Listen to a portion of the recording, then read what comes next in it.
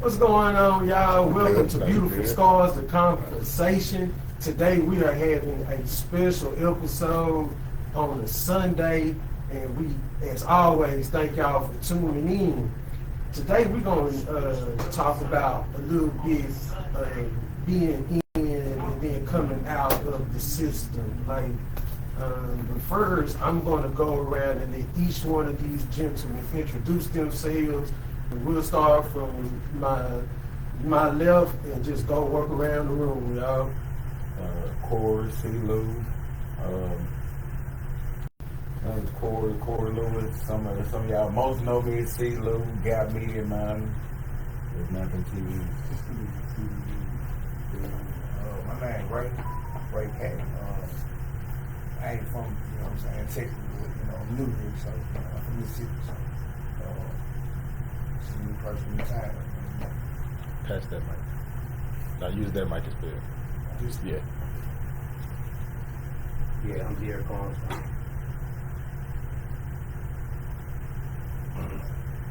Yeah, I'm Morgan. I'm from Fort Worth, man. Everybody have a tour. Yeah, everybody. I gotta introduce myself to introduce some people that they don't know, man. I am D. Tommy Ransom from Dallas. This is deep. I'm seeing Scott from Fort Worth. Well, welcome, gentlemen, to this great conversation that we got to have. So, from my understanding, that life happened to y'all because it happened to all of us in different facets. But being into the system part, where God set you down for a second. What, and if y'all still remember or can give any perspective on what was it like when the bus doors open? What was running through your mind at that time? That's for anybody starting off. Hold up, go back. Like when you get to the, that's what they show on the TV shows, you know what I'm saying? So that's all I can go by. But when you first get to, You saying getting out or going in? going in. Oh, yeah, what was on your mind? Yeah. Okay, Your first mission. Your thinking thought. Yeah. Well, for me, man,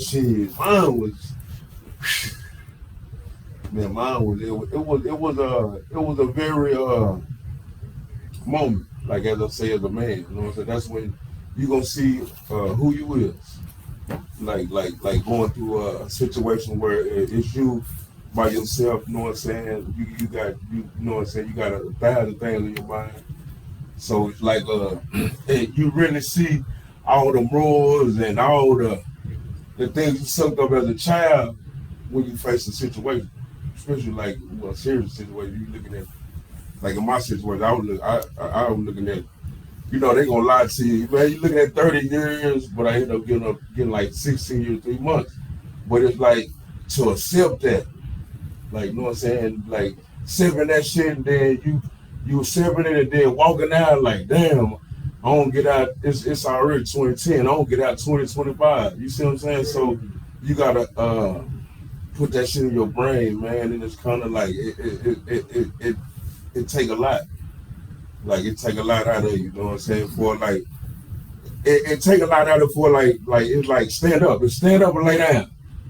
Like, and that's just being real. Stand up and lay down, because you're gonna have to stand up. But if you did like going through the whole ass system, you did some fucked up shit. You gotta face the consequences, because it's like people don't be understanding. Like, yeah, you might did this, said, did, told it, but it's like he gonna go to a situation where he's gonna be fucked up, especially if you can't walk certain yards. You see what I'm saying? And that shit a headache. Like, cause I didn't see dudes do it, and like, damn. But and it took me a while to understand, like, and understand people for who they was. Like, and I'm a real man. You know what I'm saying? I look at myself as a real man. So at the end of the day, sometimes you want to see what was going through the next person, like him. Yeah, like, cause I had a dude tell me, like, man, he fucked up. Like, it hurt him to just look at himself every day in the mirror. Like, he was fucked up. You know what I'm saying? Cause, and this nigga like 6'9", big old nigga. I'm like, like, damn, but he was like, he respected me how I carried myself in the prison, but he was like, man, like, he know he fucked up.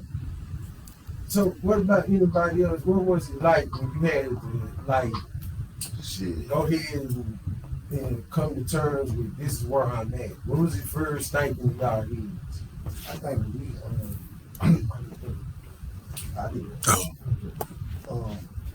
I was 17. I had a manslaughter, and you know, I was in the county jail. So like my guy was saying, you know, you listen to everybody, like, man, you know, you don't know the law, you don't know nothing. Like, man, what you think they gonna do with you? You got the old school cats who been in and out of jail. They done been down the road. You know, they telling you, you know, the max and this and that. So, man, you know what I'm saying? Like, for years, you know, but that ain't the max. They can give you what they want to give you, you know what I mean? But it's, you know, it was closed, so it was like, you know, coming out of high school, so I still had, you know, I was about $1.45, you know what I'm saying? So, you know, like, man. And see, in the system down there, it's like you go from the jail to the processing. Take it to a big area, which is like Rankin County.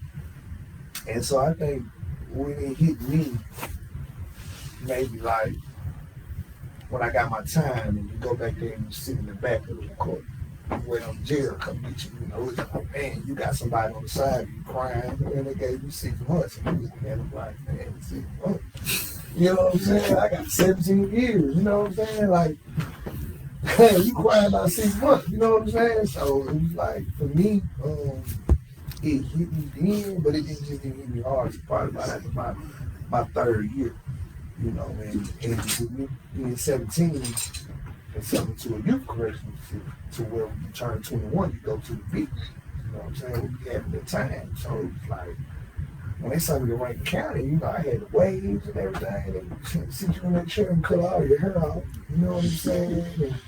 And you sitting there like, you know, like, man, you know, you take that first shower with that state soap, you know what I'm saying? You're like, man, this is what it is, you know? And so, like I said, it's being a man, because, you know, you come in and you got, like I said, guys 6'5", 6'6", tattoos everywhere in their face. Yeah, they working out. You know, it's like, yeah, you know, you start working out, you finna, you know, so it was like, I'm running with guys I don't even know. I'm just there because I was young, you know, and trying to learn the laws of the land, you know, and you know, you see what you don't see, you know, you can't be in everybody business, and you know, it was a structure. It's a different world. It's structure. It's not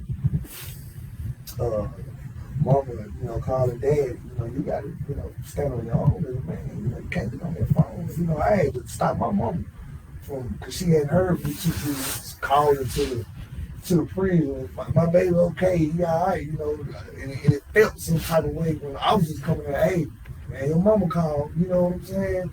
So it's like, you know, you young, but it's like, man, being a man, half of these guys in here ain't got no mom. Half of these guys ain't got no dad. There are people out there that care about you. So it's like, you got to get it how you get it. And it hit me at one point where, you know, at that point where I had to stand up, you know what I'm saying? Because, you know, you get your locker box too. I'm watching guys do all types of stuff, you know what I'm saying? So I'm just being, you know, real about what's really going on in there, you know what I'm saying? So it's like, what you call it? Well, your locker box, you can't tell me. The commissary. The commissary. That's what I'm saying. They you know. Oh yeah, It's a world within a world. So Everything going on out here. Going on in there. See, you gotta you gonna be You gotta take his life. You gotta You're gonna have to be tough. You're gonna have to be tough. Like he was saying, like just step on what he was saying. Like he got to, man. One thing I went to TYC and shit like that at 16 and shit like 15. So I understand. Like I tell a person, I had to really understand. Like grow up. Like because you learn the morals and respect and like you know what I'm saying. But you learning from being at home around some certain peers, but at the same time when you get locked up, it's more active. Yeah, you gotta be that. You see what I'm saying? Cause you can't, ain't no just cutting in front of the line and ain't saying nothing, like, ain't none of that. It's respect. Cause it's like, it's a respect thing. So it's like, you know what I'm saying? So it's like, you gotta be, it's like, you gonna see who you is as a person, as a man, you know what I'm saying? Like one thing I always talk, man, I don't care how big a person is, man. Hey, man, motherfucker hit you, hit him back. Right. And that's just what it is. Like, and at the end of the day, a man gonna respect you for even getting out there, other than you tucking your tail, looking crazy. Nah, hell nah. You gonna respect me, as you know what I'm saying? And that's what a man supposed to, you know what I'm saying, gonna be taught. You know what I'm saying? But at the same time, like, that's just, I understand what you're talking about. You know what I'm saying? When we come back, man, you gotta, ain't nothing. Hey, chest up, Right. chin out. So Tori, you was talking to me about this, about the difference in, I think it was the state of development, right? What is that difference? Like, I've never been to the States, so I can't speak on that. The motherfucking feds is a baby cake house, man. Compared to the For state. real, to state is hard time. Fed, you got AC, certain compounds, you got AC, but it depends on what level you is in the fed. Yeah, that's what I would tell you. If you USP, medium, and the lows they ain't shit. Cadillac, camps and shit like that. You see what I'm saying? That's really peaceful time. Them niggas at the mediums and pins, they doing time. They doing real time. Like real shit. Like I ain't gonna lie to you. okay, Yeah. The medium you got, like I started at Three Rivers medium, so you got people that got life sentences. Yeah. So you got knives over your at the lows and the camps. Ain't no knives. When I say knives, I mean like shanks, what y'all see on TV. Yeah. You know what I'm saying? They checking paperwork. Yeah, you kick. What checking paperwork is, find out if you hot or not. If you done told on somebody or not. Right. That's the work. A lot of times you can't walk the yard if you like that on certain yards. That's what Morgan was saying. Yeah, you ain't like, especially them pins. The sheeps and wolves. Yeah. Either, you gonna groom to be a sheep, or you gonna be No, for real. You make a break, you Right. No, You for gotta real. be open. good, you come back in the bag, and you gonna come out Like inside. for real. You could, Whoever you are, it can come break down. some dudes where I done seen it break some dudes, because you get them there, you got dudes get on the drugs, K2. You got the really nigga, you probably was out there, the fly nigga in the room, slumped over on that K2. Like for real, and you be like, damn. But some niggas be trying to get away from that time, and that motherfucking time ain't going nowhere. Nah, that time ain't going nowhere, man. For real, that time ain't, man, you gotta do that bitch, man. For real. You gonna wake up the next day. Man, you gotta stand up, man. I'm talking about like, man, like my thinking thought was so fucked up, right? Cause I was like, man, I can't even think about going home to 10 years. Think about how you gotta put that in your brain. Man, I can't go. I can't even think about going home. I gotta do 10 years, then I'll be like, shit, I'm close to the house now. You see what I'm saying? Like real shit. So it's like when I got the 10 years shit, I was cakewalk to me. Ain't nothing in the way no more. I got 36 months. Boy, 36 months, you smelling, boy, that ain't nothing. Like 5 years in the pen, you like, man, that ain't nothing. Especially like, cause you gotta train your brain to be in this bitch. It's really once you get over the hump. Yeah. Once you get over the hump, you start Yeah. People be understanding. Don't be wrong. Like, when did that usually happen though? Like when you kind of get over that hump. Well, say I gotta get over the hump, hump. like halfway through. yeah. Like halfway through, you start coming down. See, that people hill, be you thinking, like, all the nigga just being that motherfucker stressing. Man, nigga be in that bitch kicking. And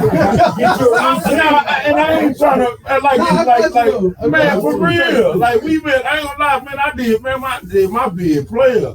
Like I kicked it the whole bid just on the strength, cause I wasn't gonna let the time do me. I went in that bitch and chill, learn the ropes. I ain't no fuck up, you know what I'm saying? So I'm chilling. Got to the camp. Shit, got to the camp, started my bid over. Stayed around 2 years, shit. I'm back to the next level. Both months. You see what I'm saying? But I broke my 13 years up. You see what I'm saying? But at the same time, like, shit, man, it is what it is. Like, you know what I'm saying? But you got some dudes stressing in that motherfucker. But, man, hey, long as you got family that love you, man, and you was a good person out there, man, hey, long as you got somebody that locker, man, hey. Shit, everything else, it's a go. So what was the feds like then? I'm trying to paint It picture. depends on where you was at. Yeah, Because if you had something, that was a retirement home for hustlers. That was some bullshit. Word. If you could be at the camp, you should be able to go home. Yeah, if you at the camp, man, You should be able to go I ain't home. gonna be like, man. But he asked y'all what's the difference. What's the difference A from lot of what? us ain't, look, he been to the feds, he Yeah. been to the state, I've been to the feds, he been to the feds, he been to the feds. All of us is really fed bands. Ain't none, only one dude been to the state. Okay. So the difference in the feds and the state is the time is harder. There's more politics in the feds than it is in the state. State is Well, State, you gonna be hand-to-hand combat. Man, you gonna be fighting every day. I was in Parchment. I don't know if y'all heard it, but they got No, but you know, state on that game Where shit. Parchment? Yeah, it's great. Yeah, the state just, you know what I'm saying? Don't get wrong. The feds run off where you from. I got jammed up down there a long You see what I'm time ago. saying? So, like, Claiborne County. But explain them the difference. A lot of crimes, most federal crimes, has a lot to do with money.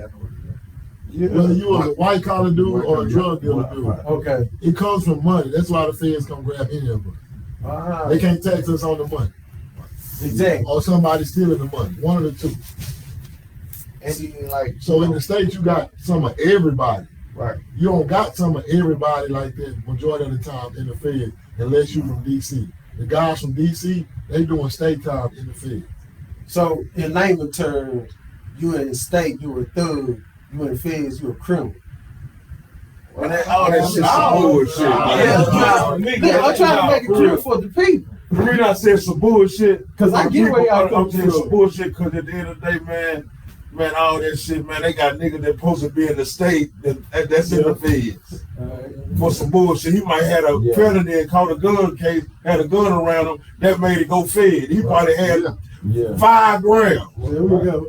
He probably had a dime, but with him having a gun and being a felony, he go to the feds. You see what I'm saying? Yeah, man, I don't need a lot, man. Feds, like, they, man, look what it was, man, back, I want to say, once that shit trained over back in the 90s, because you know, I ain't gonna lie, coming up in the youngster, I thought you had to be the motherfucking me. Kid who was big, you would go to the feds, you would nigga get looked at. You see what I'm saying? But growing up and watching my surroundings and how they operate, you know what I'm saying? And understanding it. You know what I'm saying? So when you know, like in my situation, I'm like, damn, they be on some motherfucking me, how they run their shit, man. They be on some. If they want a nigga to tell, they want you to tell, but hey, that's gonna make they shit be so where they ain't gotta work. In my opinion, the feds are all about convictions. Yeah, they don't give a fuck. I mean, and the people that own stocks in the feds, or whatever. Of course, they want to keep the prisons full. So they all about convictions. I don't give a goddamn about you. What you got going on? They want to convict you. Man, you gonna be convicted. So if they get involved, it's a wrap. You ain't going to trial with them. You ain't gonna. I did. And boy, they bust my ass. You know what they said. You ain't gonna fuck with them, play with their money. You know what I'm saying? They gonna lay down. You can state, try. you can do it in the state. Like state, a nigga go to trial. Yeah, you can beat the state. You really can't beat the feds. You can't beat all 50 states. Not all 50 of them. No. So when you get over that hump, right? This I would like to hear this from each and every one of y'all, please. And you starting to realize I gotta come home now. I get to come home. What does your mind do to your future? Like, does your mind say I gotta stay right here, just give me a job, live a regular life, or does it take you somewhere else to, like, I gotta still get out here and get it on my own, but in a different way this time?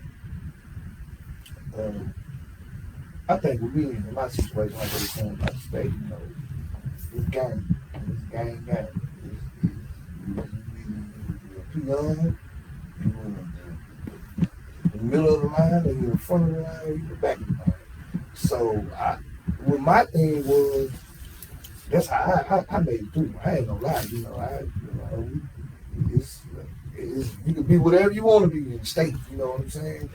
But dealing with that, I think situation with the phone call. Like I told Mama, I said, Mama, you know, the last conversation I had was before I just turned myself up. Like, hey, you ready for them to call you and say something happened to me? Or them to call you and say I done did something to somebody? You know, I had to have that mind frame every day because, you know, it's more, they go by your level. By me having a violent charge from the door, it wasn't even no 23-1 from the door because I was in red and white. You go red and white, black and white, green and white. That's these levels up. You can go outside, you know, like work outside, and you know, black and white, you medium, you just chilling. Red and white is 23-1. You coming out for a shower, you know, 1 hour recreation and back in your cell. You know what I'm saying? And then, you know, it's like, I think at my midpoint, you go from being an inmate and a convict.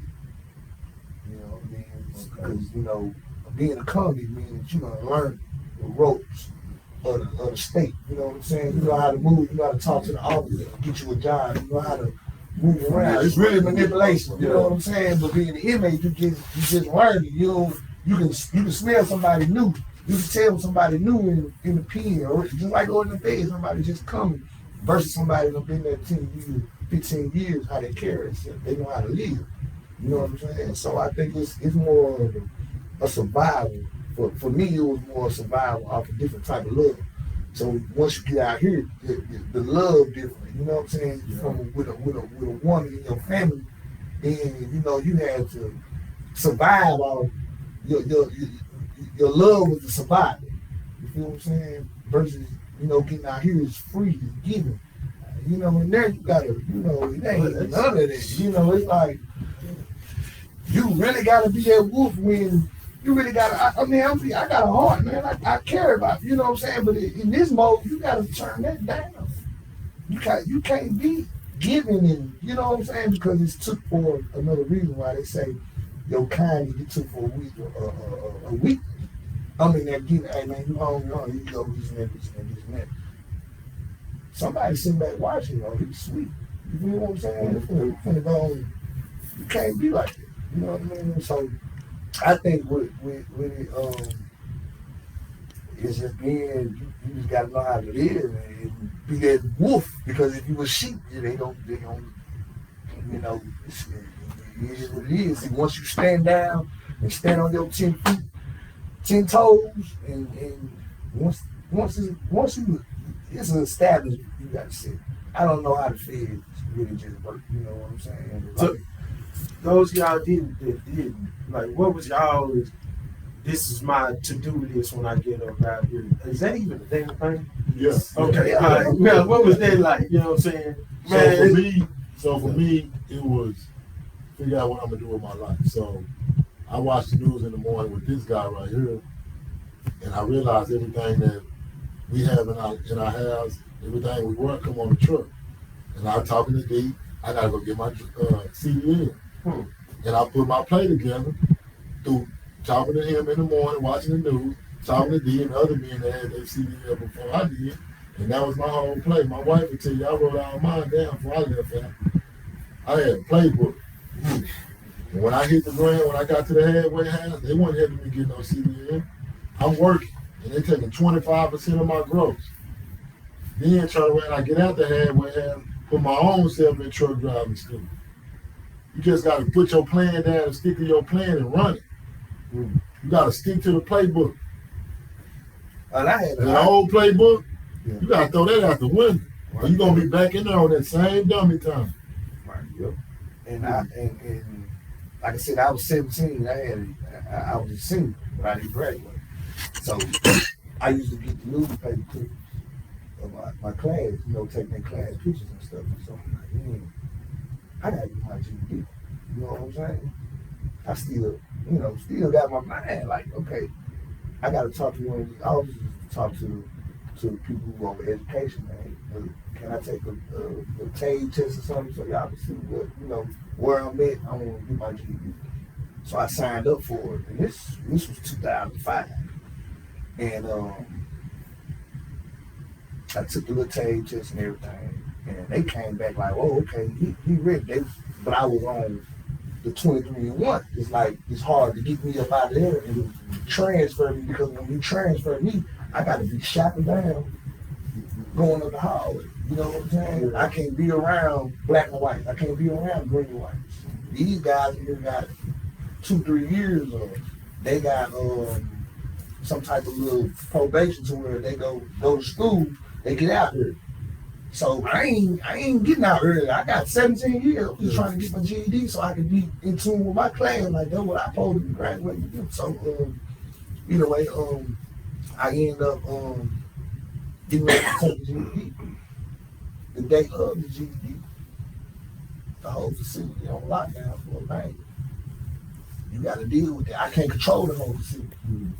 I ain't did nothing. I'm in my cell all day, but I can't come out and take my GED because of what somebody else did, or what's going on, because they're afraid that the whole facility is going, like a domino effect. So here it is now. I'm sitting up here waiting. Got to go another 6 months. Finally get a chance to do it. I stole the highest. I stole like a 700. You know what I'm saying? I got out my red and whites and made it into the black and white. Now I'm like an assistant with the teachers. They give me a job at the education. So every day I got a job going to the school. And you got guys 15, 16 that's still in the facility. I'm almost 21. You know what I'm saying? So they got it to where we leave there when you're 21. But make a long story short, I started helping guys get their GED. You know what I'm saying? I'm really doing what they hiring these teachers to do, but I'm in there doing their work. You know what I'm saying? So I felt like that was one of the good things that I started helping out. And then, I was coming on the zone, me being a part of the organization. I had a little juice, I had a little pool, so the guys amongst my organization, I used to be like, look, man, you got 2-3 years, man, why you sitting back here on the zone, bull crap, you know what I'm saying? This, you know what I'm saying, and law, this is what this is, this is what this is, and this is what you want to be, this is what you require this, you know what I'm saying? So you need to go to school, you know what I'm saying? Or whatever like that. So I started getting not just my organization, other organization members to get their guys to come to school. So now they're taking the metal detectors down. Now you got the security game one like, hey, why y'all letting you guys that's in these games be up here at this center, or be up here at this school? But little do they know, we done turned around the fights that was going on in school. People coming to the school now, getting their education instead of sneaking knives up there, carrying out hits. You know what I'm saying? Like, man, we're gonna go to school and take care of it, because everybody go to school just to get off the zone. So now we're gonna turn it around to where we got guys coming up there actually getting their education going home. So you basically turned into a mentorship role. Right. That's commendable. What about the rest of y'all? So you got a trucking business now, and what about you, Mr. News Guy? I work for a company here in Dallas. But for me, I think I just want to piggyback on what this young man was talking about. I came into the system a little late. I was 37 when I entered the system. So I knew who I was when I came in. And when you talked about getting over the hump, and when you talk about what is the plan when it's getting closer to going home, I understood and knew that when I got an end date, that time would soon run out. So for me, my plan started day one. When I got off the bus, the reality thereof was that I was there. I wasn't going home, mama couldn't save me. I knew at that point I was there, so I had to make a plan to move forward. And because going in so late, and in the Fed system, there are a lot of opportunities. And people sometimes don't understand that. Because of my education, because of the things that I had, because of the things that I knew, they put me in certain spots where I was able to help. And so when you move into the point where saying that, hey, I'm here, but it's other people in situations that need what I got. And so being able to give those things away, being able to move someone into the point or to a position to where they can say, now I'm thinking outside the box. It's no longer how. We use that term a lot, institutionalized. But when these guys come in at an early age, come in at a late age, if you know who you are, you don't get caught up into all that other stuff. the prison politics, the prison gangs, yes, there is a term where you have to survive. There is a point where you got to do what you need to do. But when you got family support behind you, when you got friends, when you got other people say this all the time. I didn't never think I was going to go to prison and make friends.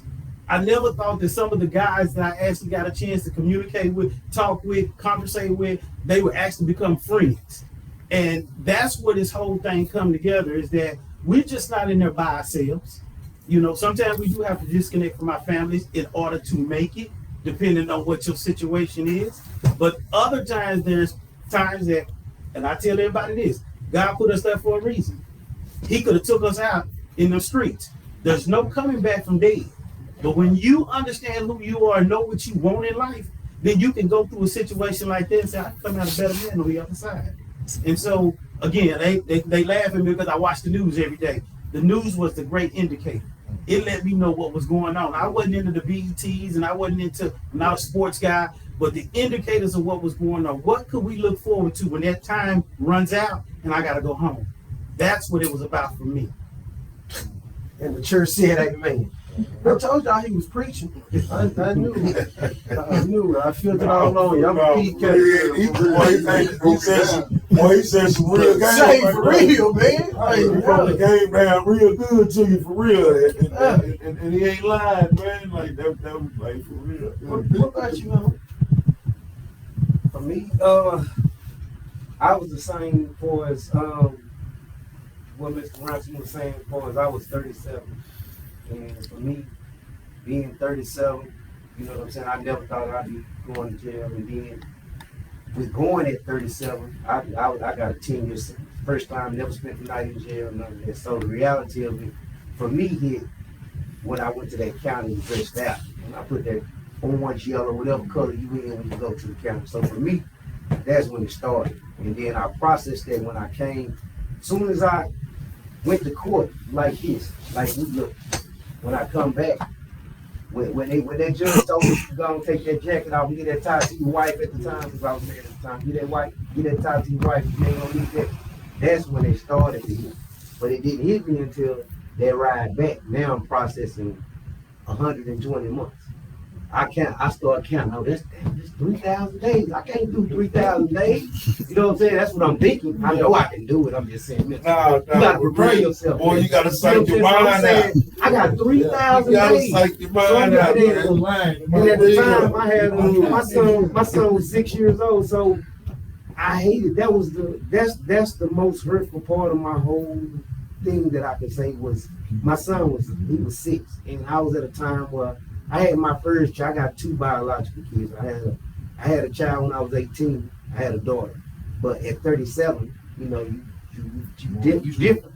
I was more ready to be a father more than I was at 18, which I did what I knew I could do, or what you knew to do. Right. You know, ain't no book on parenting. But at 37, I was more selling, construction. I was cutting hair. I had my barber license. I had a shop. I did all that. So at that time, I never would have thought that I would be doing any prison time, because I really wasn't doing shit. But that's a whole other story. But at that point where I got that time and I had to process them 3,000 days of that 120 months, I pretty much knew that I wasn't going to go home once I changed over. So the hardest part to me about any of the time I did, because I didn't go to the high levels. I didn't start off at a medium. I started off at the daycare center. That's what I call it. It really ain't nothing but a daycare center for adults. You just can't go home. Some of them have fences, some of them don't. But anyway, the best place to be. Exactly. I was fortunate to do that, and I was at home because I was right in Cedarville, so I'm from Dallas. So I was right there. I was right at the house. So that part, I dug, but I didn't even get straight to there. I did a little counter time first, and to me, that's the hardest time, because you stuck and you ain't going outside or none of this shit. Maybe once or twice a week, if that, you go outside and look at the roof, you ain't seeing no sunlight. That's all you see is the sky. So to me, that was the hardest part. But to answer your question about when you coming home or getting to that point, I was kind of like they said, when you get that time and you get your mind set to you ain't going home no time soon, you start having to you know, make plans and start trying to get yourself a routine to keep your mind off things. I went in when I got that time. I thought like everybody else thought on the outside looking in, thinking that okay, you at bedtime, you gonna be able to go get degrees, this, that. It sound good. All that shit, that's nonsense.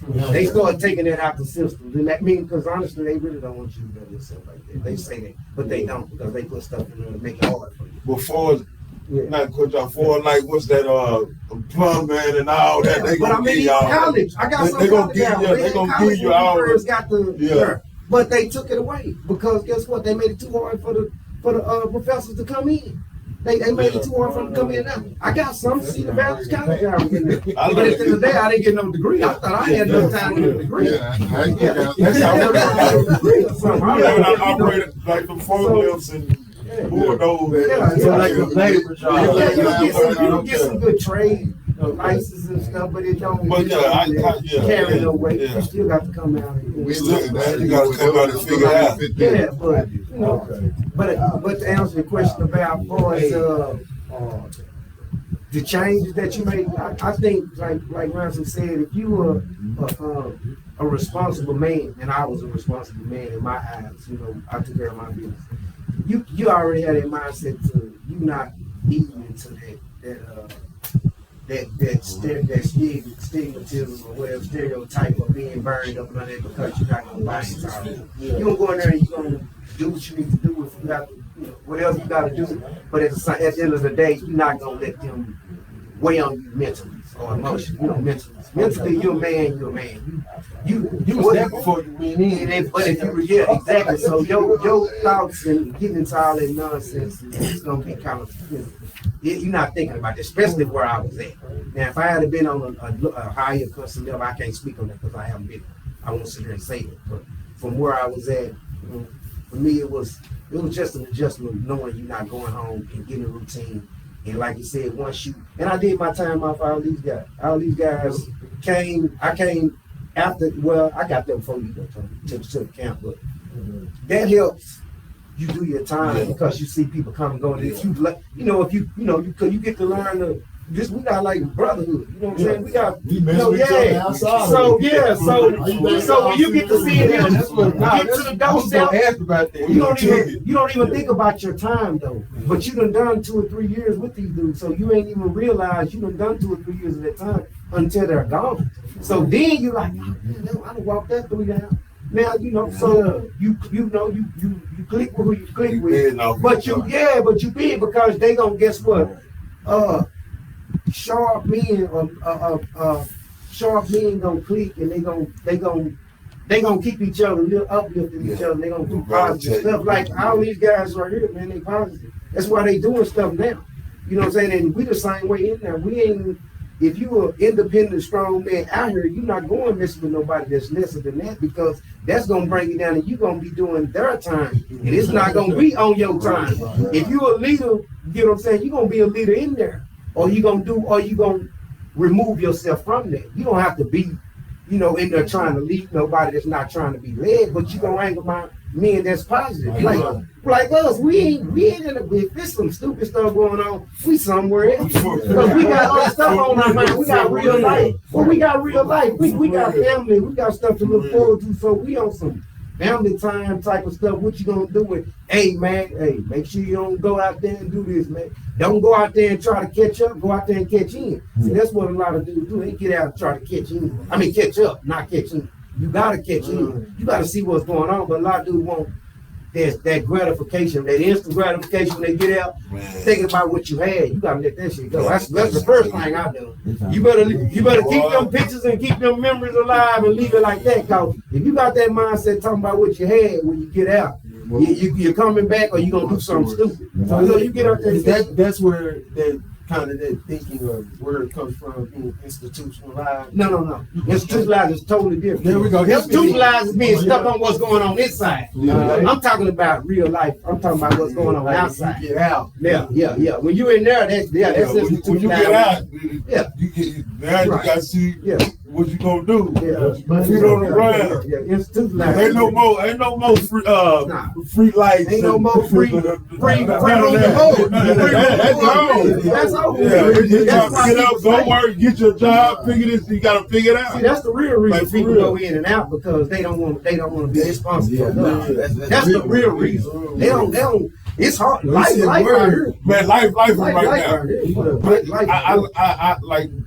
I tell a person, man, when you for the like as for me, when I was like a year short, I'm just thinking like, man, hey, with my brain, I know I ain't on what I used to be on, so I'm like, I gotta try something different. You see what I'm saying? So me finding a job, working, you know what I'm saying, figuring it out as I go, you know what I'm saying, and I always told myself, man, I was at the counter when I used to ride the lawnmower. When I used to get paid like $60 a month. That was $60 a month. I think it was 60. It was $60 a month. Boy, I said, boy, whatever I work in, boy, I know it's gonna be $60. I ain't that. Boy, Lord, I get out and go get a job. So I had to put that on my mind, like for real, cause you it's really, you could see it. It's slavery, man. I'm cutting a motherfucking the whole. It was so many acres. It's real. So it's like, man, and on that lawnmower, but I'm loving doing this though. Yeah, It's a peace of mind. You see what I'm saying? When a nigga on them John Deere's out there chilling or the forklift, it's a peace of mind because you ain't. You know what I'm saying? Like, and ain't for me. Like I told myself, man, when I get out, man, I'm gonna give me a job. I never had no job.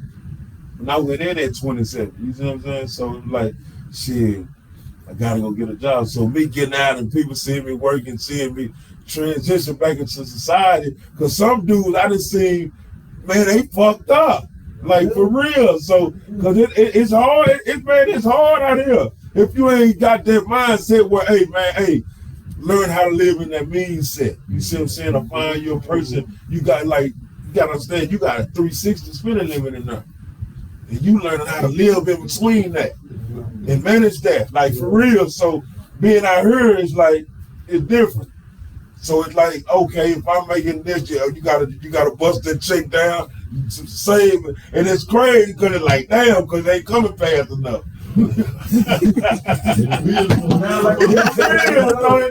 Now your mind thinking you gotta have multiple incomes. You get the 2-3 incomes, all right, now you can sit down and wiggle your toes a little bit. You see what I'm saying? But man, hey, I tell a person, man, hey, man, it's just all about manning up, man. So I listening very intently to all y'all for real. Because there are some very remarkable stories here that you just usually don't get put out there. They love the negative stuff. Or the gay stuff. You know what I'm saying? That's the thing they want to hear. That's two things they're gonna grab. I really appreciate y'all having this very candid conversation because somebody's watching right now who get ready to go up in there, like freshly coming out of there. So let me ask each and every one of y'all this. What was the biggest lesson that you learned while you were in there that you can tell people moving forward on either going in or coming out? But somewhere along that way, you learned some lessons. But what was probably the most valuable? Shit, the streets ain't what you think it is. The streets ain't what you think it is. It's all No, for real. It's all some bullshit. Sometimes like street rules were created to tie your hands so a nigga can have his way with you. Ooh. Yeah, if you think about it. No, for real. Because everybody, like, you know what I mean, like all that old keeping solid shit, at the end of the day when you get jammed up, everybody gonna do what's in the best interest of them. Nigga's not about the crew. And then you see, you know what I mean, in the rap music these days, all these groups starting to fall out. They're starting to be more public on what's going on. But let's be clear, this shit was going on since the Mafia days. It's way before us, you know what I mean? They like to make it seem like, our culture we're gonna push what we're gonna push.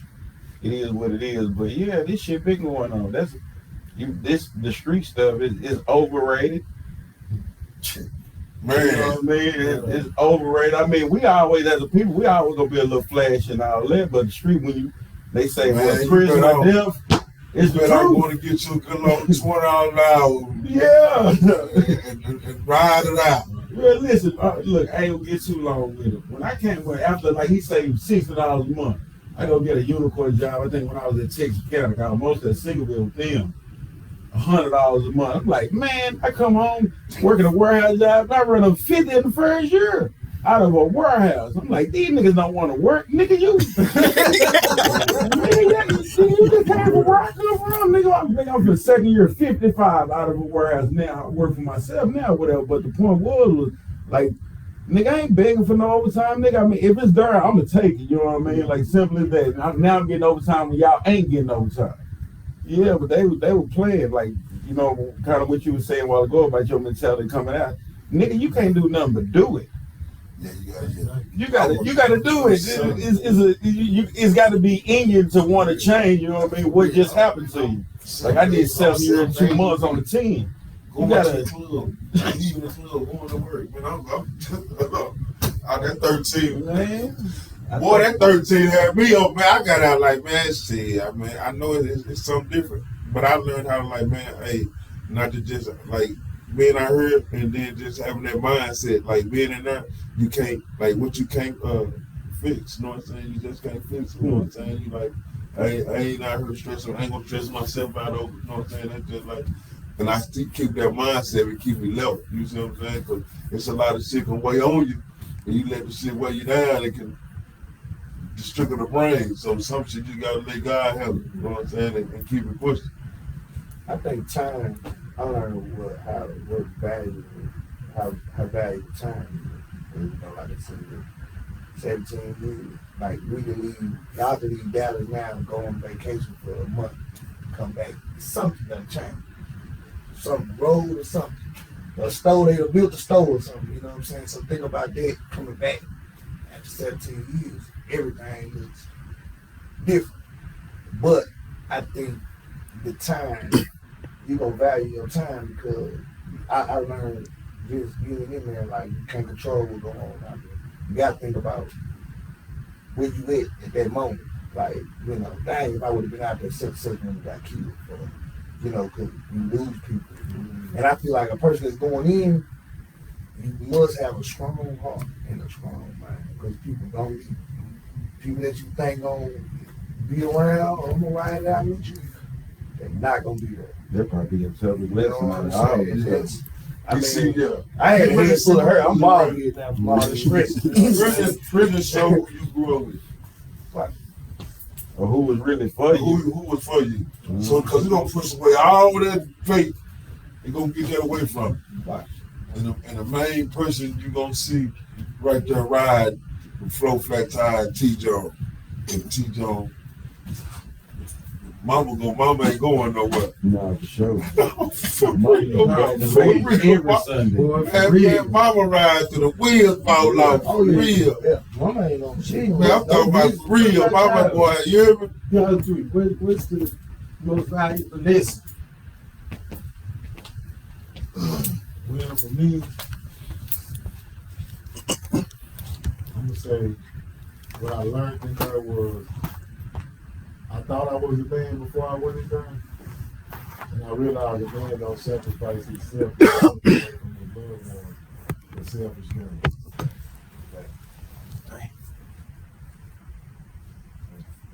Well, y'all been singing some mouthfuls. No deal. You gotta think we ain't had nothing but time to sit up and think. You find You out exactly who you are. Thoughts, the good thoughts, the bad thoughts. You find the inner you find your inner peace, you find your spirituality with Christ, God. You know, you find everything about you in that time frame. Light shines the brightest in the darkest moments. Exactly. I know. You know, and everybody going there, they try to, you know, and I ain't knocking, try to find God. I ain't gonna be real. Like, I had my same vibe. I had phone numbers up in there. I had literature up in there. And when you open it, you write in the little slide because, the officers find it. You scroll your Bible. You know what I'm saying? I kept my Bible, but towards about about 14 years, I really just started going to prayer calls. You know, I was the young guy running, they'll scream my prayer call. You know, guys in there have prayer call. You know what I'm saying? I'm, you know, give me a little money, you know, whatever, but I started went going out for him. You heard it? Yeah. You heard That's what it? I'm listening to. The light bulb went out. Yeah. You find out who you are. Yeah, you know, I started praying and building my relationship with God, and I seen stuff start to change. And then as I got down to my 16th year, it was getting worse. The killers were just getting worse and worse, and it was just bypass. I mean, this middle cell, somebody just got killed in the cell, or somebody just got killed down the hall. And like, man, I got 7-8 months left. You know what I'm saying? Like, it getting worse and worse. Like, it seemed like things was just getting worse and worse. Man, I'm trying to get up out of here. I started walking around in my shower shoes. That's, you know, in prison, that was the thing, you know what I'm saying? Because, you know, you keep your tennis shoes on, you know, whatever. So, you know, me being a part of what I was a part of, I started distancing myself. Like, you know, they find you, like, bro, what you doing with yourself? Go home. Huh? You had me nine, bro. I'm good. I don't need no security. I don't need nothing. I'm finna go in this hallway, go get my hair cut. I don't need nobody with me. I'm good. And it just, I felt protected. You know, from the years before that, you know, it was mandatory. Like, I can't go nowhere without my security or stepping out with, you know, walking around. I couldn't do nothing without somebody. You know what I'm saying? And it kept me as a target because they watching you. They know you somebody. You got somebody around you all the time. So I said, man, this. And the new commissioners started coming in, and if you were a part of it, they started not letting you make your parole. They would send you to the bed, out the state. That's what they started doing. So I was getting targeted, and I was like, man, you know, we had cell phones too, so I started writing up demos. Like, hey, look, don't call me this no more. I don't need, you know, security. Look, I advise y'all, you know, I still be, you know, advising to y'all, but I'm getting ready to go home. Y'all should respect me. You know, like, man, I don't want no security. I don't want to do nothing. You know what I'm saying? Just let me be. If I go down there and watch TV, I don't care if I'm around the whole prisons we've been beating with. Let me be. And implement God into that, He protected me. Because it just got worse and worse and worse. And it was time for me to get released. You know what I'm saying? And at that point, like, you didn't tell me, hey man, I go home tomorrow. I played all the way to the point where, you know what I'm saying, I done been up there to the K-Man's office and signed my papers and everything. Like, man, you signed that P, you know, they call it P, parole. Nah, man, they denied me, man. You know what I'm saying? So, you know, it was like, I gotta thug it out because there was guys getting killed. You know, finna get ready to go home. You know what I'm saying? I'm like, man, it's crazy. I'm like, so I had to be like, man, nah. I finally told everybody I had about 3 days left. But I started giving away stuff. You know, the sheets and phones and you know, the free world stuff I had in there, the chain. Oh, you gotta go, bro. I'm finna go home. That's one of the differences between the state and the Fed too. You in the state, you don't even want to let these niggas know you going home in the Fed. I got 10 in the wake up. Boy,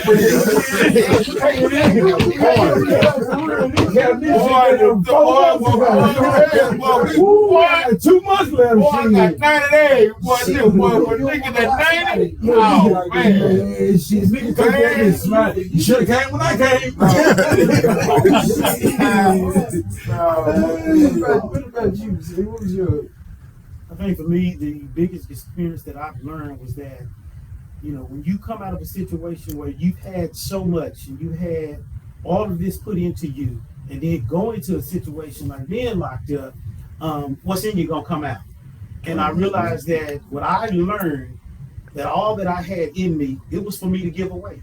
You know, being a part of the education department, teaching GED classes, teaching all the other classes that I had to teach. I didn't realize that I had so much in me. Right. But when I watched other guys, when they would come back, and you know how it was, a lot of times in the feds, when you pass your GED, they put money on your commissary.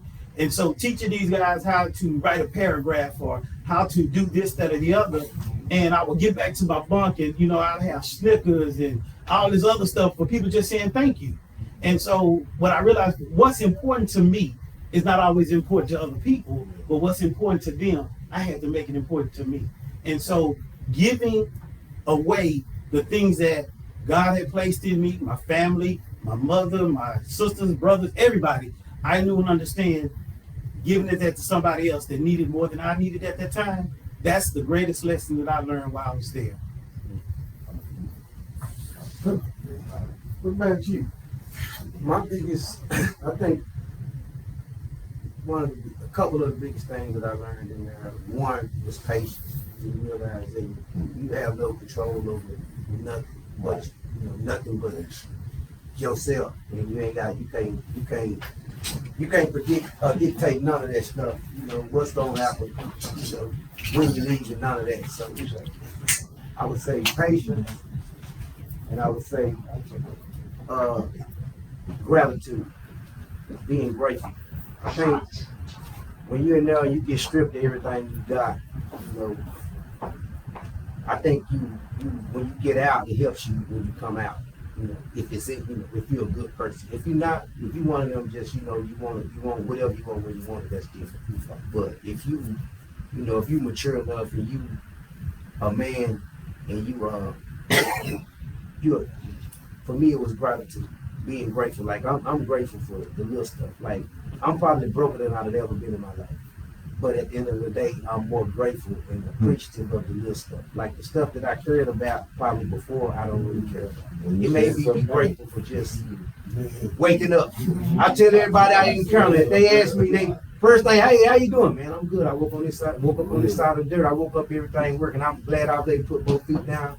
I can hear, I can smell. I be grateful for the little stuff. I ain't got, because in there so long, you thrive and you wish for just another chance to get on the other side of that door. And I like what we was when we all was together, the four of us. We said that we walked that track and we watched the freeway, so we just would want to just be in that car and ride on that freeway. So now I'm grateful for that. A lot of times we say that, I can't wait to get in the car, man. We can see cars on 175, on 175. So we walk the track. I can't wait to get in the car. And then you see your family come and go. Mine is gratitude. It's gratitude now. I'm good with the little stuff. I don't have to have the best, but the best.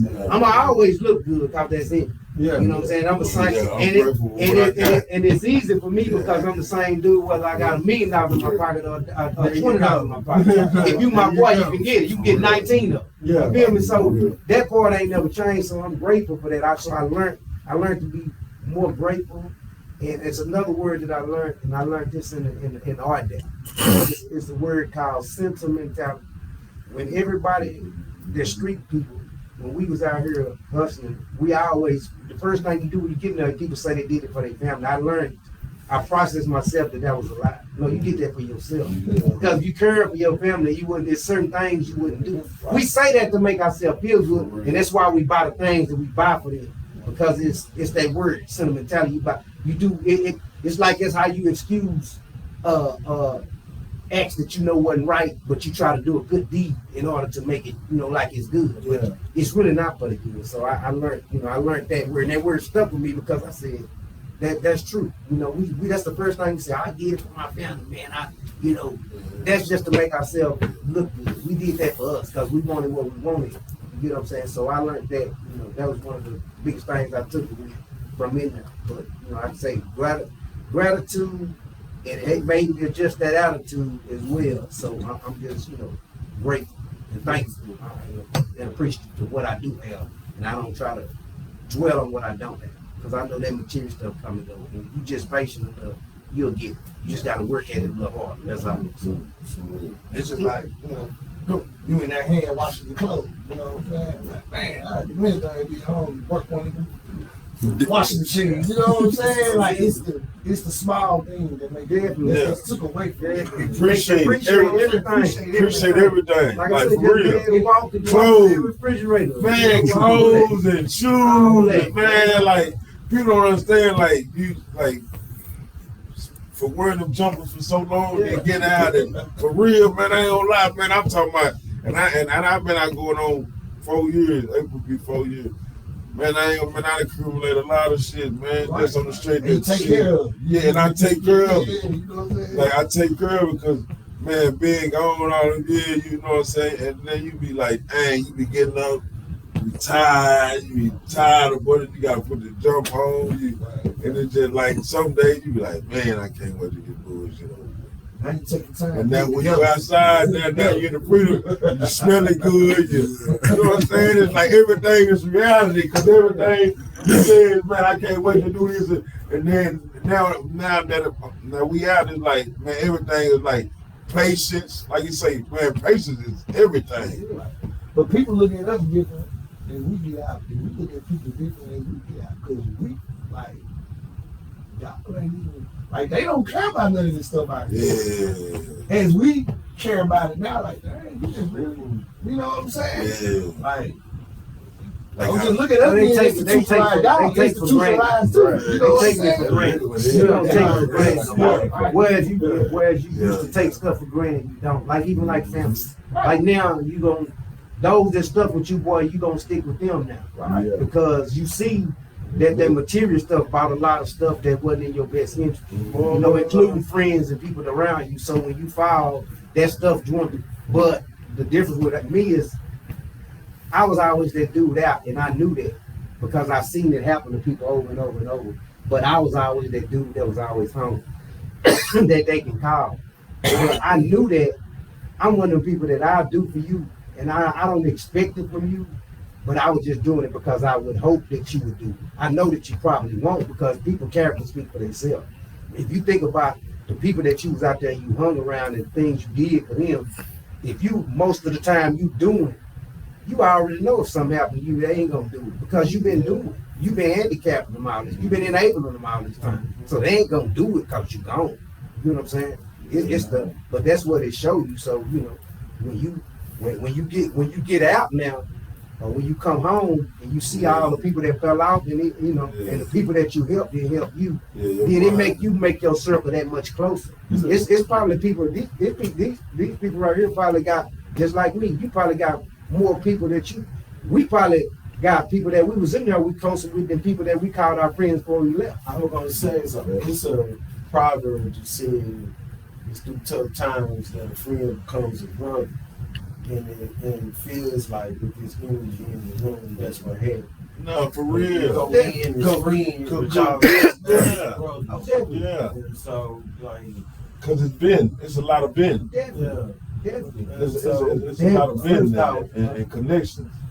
Tori, I really appreciate you, bro, for like saying this is the episode that needs to be talked about because just from feedback already, people need to hear this from each and every one of y'all, from a different perspective, a different meaning. But then the blessing is that y'all realize what got you here can't get you there, and you change the here so you can get there, man. And that's commendable because too many times we see our brothers get out and go right back in. And so for y'all to get out, stand 10 toes, really say something about who you were before you went in. And y'all did just what many of us do, make horrible mistakes. Some of us are blessed enough not to have gotten caught. Because the way I used to drink, I should have had thousands of people. For real. And so I appreciate that because it even makes me have more gratitude hearing you all's stories. And I really truly hope that this touches someone because somebody's son or daughter need to hear what y'all said today. And I really appreciate it.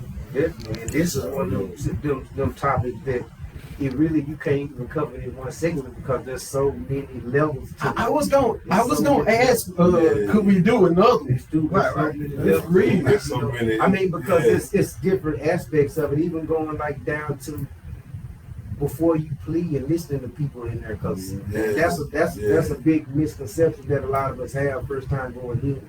You go in there and you start listening to these people in there. You got so that's different. Like I say, you could turn this thing into 2 or 3 segments because you got somebody out there that's going through it that's in them first stages. So they need to know, you know, what to expect, what to do, what not to do. What not to do. There you go, because that's your Say, man, I'm gonna tell y'all, that could be final for you. You know, No, that could be final because you sign them papers or you take the wrong plea and you that's it. It's final. Yeah, because if you It's don't final. know, If you don't know, you don't know, right? I gotta save this energy, though, because if you don't know that, I would love for y'all to come back when we do it again next week to get into that layer of like that part, because that's I think that's a must know. Because you're right, everybody in there are loyal. But even to listening to your own lawyer, see, it's different segments and lessons to this thing. Where I think you know, if you do something like that, if you want to open up the floor, you want to do something like that, get the feedback on the content you have today. See what they have, what questions they have, and do a layout. Then we go from there because that's what make it more knowledgeable and that make it more worth doing for everybody, for the people, because you want to hear what people need to hear, or what they want, what questions they have for a person that's going in, for a person that's coming out. What it ain't over. The misconception always is that like you go to jail is over. Shit ain't over. You hit the reset button. It's a life. It's a life. Yeah, for real. It ain't over.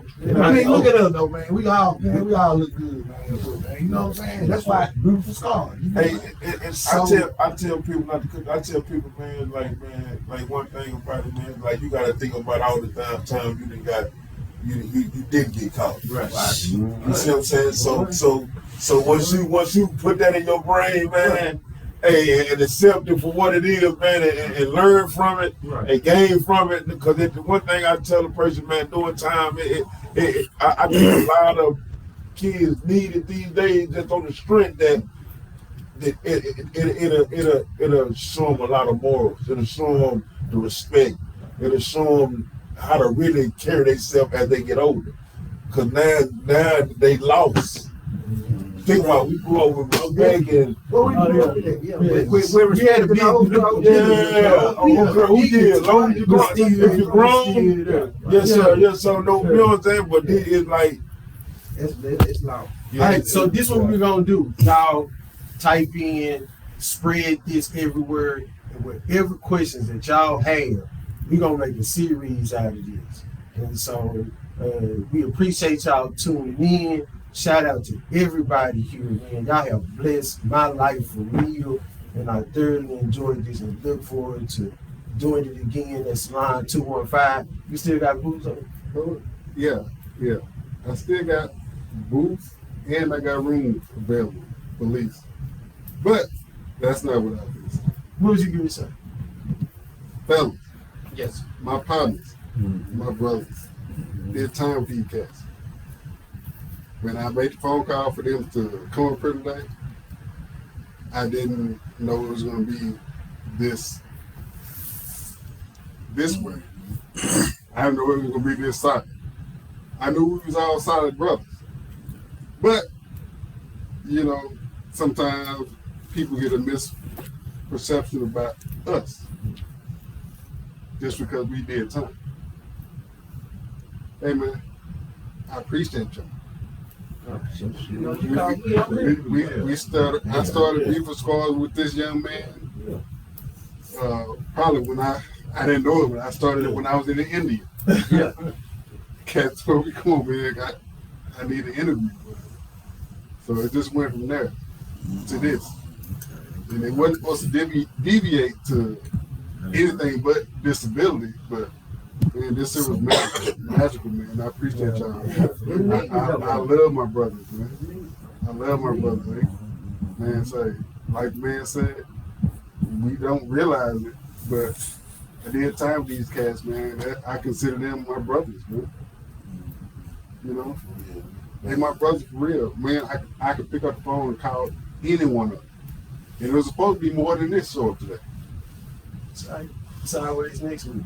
Hey, we love y'all beautiful people. We out. Man, why you used to come here?